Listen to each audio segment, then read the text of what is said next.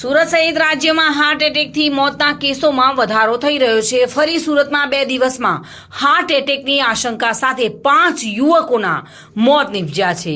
પૂર્ણા ગામનો રહેવાસી 27 વર્ષીય યુવક સાસરીમાં ગયો હતો, જ્યાં છાતીમાં દુખાવા બાદ તેનું મોત થયું હતું। અન્ય એક 23 વર્ષીય યુવક રાત્રે સૂતા બાદ સવારે ઉઠ્યો જ નહીં, જ્યારે અન્ય એક યુવક સવારે ગાર્ડનમાં મોર્નિંગ વોકમાં ગયો હતો ત્યારે જ બેભાન થઈ ઢળી પડ્યો હતો।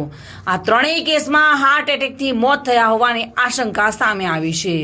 રાજ્યભરમાં હાર્ટ એટેકથી અનેક યુવાનોના મોત થઈ રહ્યા છે, તો સુરતમાં પણ એક જ દિવસમાં 5 યુવકના કરુણ મોત નીપજ્યા છે।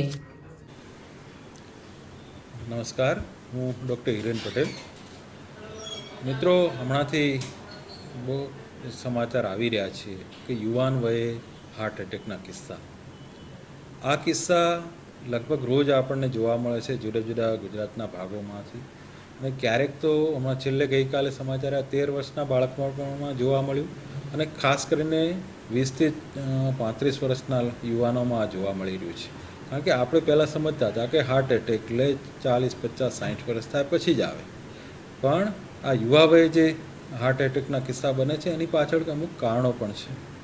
પહેલું કારણ કે ઘણીવાર કદાચ પહેલેથી કોઈ હૃદયને લગતી બીમારી હોય અને એમાં કોઈ આ રીતે વધારે પડતો શ્રમ પડે ત્યારે થઈ શકે।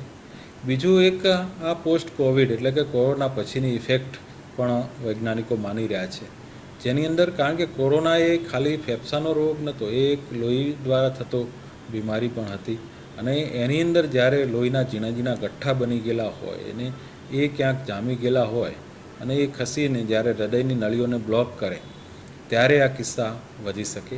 અને એ થવા પાછળ ઘણીવાર એકદમ ભારે એક્સરસાઇઝ અથવા તો એકદમ વધારે શ્રમ આવે ત્યારે એ વસ્તુ હાર્ટ એટેક આવવાની શક્યતા વધી જતી હોય છે। એટલે અત્યારે બધાએ સાવચેત રહેવાની જરૂર છે। સહેજ પણ છાતીનો દુખાવો કે એવા ચિહ્નો લાગે તો તરત એની તપાસ કરાવવાની અને યોગ્ય જરૂર હોય તો સારવાર। Reena Parmar, today news, Gujarati.